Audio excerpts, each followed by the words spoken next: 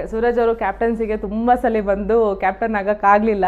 ಪಾಪ ಅಷ್ಟು ದಿನ ಮನೆ ಒಳಗಡೆ ಇದ್ರೂ ಅಷ್ಟು ಚೆನ್ನಾಗಿ ಗೇಮ್ ಎಲ್ಲ ಆಡಿದ್ರು. ಲಾಸ್ಟ್ ವೀಕ್ ಏನಾಗುತ್ತೆ, ನೀವು ಮತ್ತು ಕಾವ್ಯ ಅವರು ಇರ್ತೀರಿ, ಆಗ ಮನೆಯವರಿಗೆ ಸೆಲೆಕ್ಷನ್ ಆಪ್ಷನ್ ಕೊಡ್ತಾರೆ. ಅವಾಗ ಎಲ್ಲರೂ ಕಾವ್ಯನ ಸೆಲೆಕ್ಟ್ ಮಾಡ್ತಾರೆ. ಬಟ್ ಹೊರಗಡೆ ವೀಕ್ಷಕರೆಲ್ಲ ಒಂದು ಅಲಿಗೇಷನ್ ಮಾಡ್ತಾ ಇದ್ದಾರೆ. ಏನಪ್ಪ ಅಂತಂದರೆ, ಸೂರಜ್ಗೂ ಕಾವ್ಯಗೂ ಏನಾದ್ರು ಗೇಮ್ ಆಡಿಸ್ಬಿಟ್ಟಿದ್ರೆ ಸೂರಜ್ ಗೆದ್ಬಿಟ್ಟಿರೋರು, ಕ್ಯಾಪ್ಟನ್ ಆಗಿ ಸೇವ್ ಆಗಿರೋರು ಈ ವೀಕ್ ಎಲಿಮಿನೇಟ್ ಆಗ್ತಿರ್ಲಿಲ್ಲ. ಸೊ ಬೇಕಂತಾನೆ ಸೂರಜ್ನ ಕ್ಯಾಪ್ಟನ್ ಮಾಡಲಿಲ್ಲ, ಅಂದರೆ ಬೇಕಂತಾನೆ ಗೇಮ್ ಆಡಿಸ್ಲಿಲ್ಲ ಬಿಗ್ ಬಾಸ್ ಟೀಮ್ ಅವರು. ಸೊ ಇದನ್ನ ನೀವು ಒಪ್ಕೊಂತೀರಾ? ಇಲ್ಲ ಮ್ಯಾಮ್, ಈಗ ಯಾಕಂದ್ರೆ ಈ ತರ ವೋಟಿಂಗ್ ಸ್ಟಾರ್ಟಿಂಗ್ ಅಲ್ಲಿ ಧನುಷ್ ರಘು ಅವ್ರು ಆದಾಗ್ಲೂ ಕ್ಯಾಪ್ಟನ್ಸಿ ಅಂತ ಬಂದಾಗ ವೋಟಿಂಗ್ ಅಲ್ಲಿ ಒನ್ ಸೈಡೆಡ್ ಆಗೋಯ್ತು. ಎಲ್ಲರೂ ನಾನು ಹೋಗಿ ಧನುಗೆ ವೋಟ್ ಹಾಕಿರ್ತೀನಿ, ರಘು ಸರ್ಗೆ ಹಾಕಿರಲ್ಲ.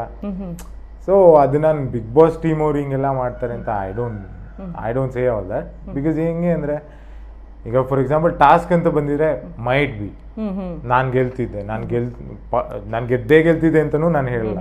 Anything can happen, this is Bigg Boss, expect the unexpected ಅಂತಾನೆ ಕಾನ್ಸೆಪ್ಟ್ ಇದೆ. ಸೊ ಏನ್ ಬೇಕಾದ್ರೆ ಆಗಿರ್ಬೋದು. ನನಗೊಂದು ಚಾನ್ಸಸ್ ಸ್ವಲ್ಪ ಜಾಸ್ತಿ ಇರ್ತಿತ್ತೇನೋ, ಸ್ವಲ್ಪ ಫಿಸಿಕಲ್ ಏನೋ ಬಂದಿದ್ರೆ ಸ್ವಲ್ಪ ಅಡ್ವಾಂಟೇಜ್ ಇರ್ತಿತ್ತೇನೋ. ಬಟ್ ಇವ್ರು ಹಿಂಗೆ ಮಾಡಿದ್ದಕ್ಕೆ ನನಗೆ ಕ್ಯಾಪ್ಟನ್ಸಿ ಮಿಸ್ ಆಯ್ತು. I don't regret it at all. First of ನಾನು ತುಂಬಾ ಪ್ರಯತ್ನ ಮಾಡಿದೆ, ಎಂಡ್ ಮೂಮೆಂಟ್ ತುದ್ದಿವರೆಗೂ ಹೋಗಿ ವಾಪಸ್ ಬಂದೆ. ತುಂಬಾ ಬೇಜಾರಾಯ್ತು, ಅದು ಹೇಳ್ಕೊಳಕ್ಕೂ ಆಗ್ಲಿಲ್ಲ. Because I was happy for Kavya. ಅವಳು ತುಂಬಾ ಕಾದಿದ್ದಾಳೆ ಸ್ಟಾರ್ಟಿಂಗ್ ಇಂದನು, ಅವಳಿಗೂ ಕ್ಯಾಪ್ಟನ್ಸಿ ಸಿಕ್ಕಿರ್ಲಿಲ್ಲ. So it's not like I don't blame anybody, it's just the game.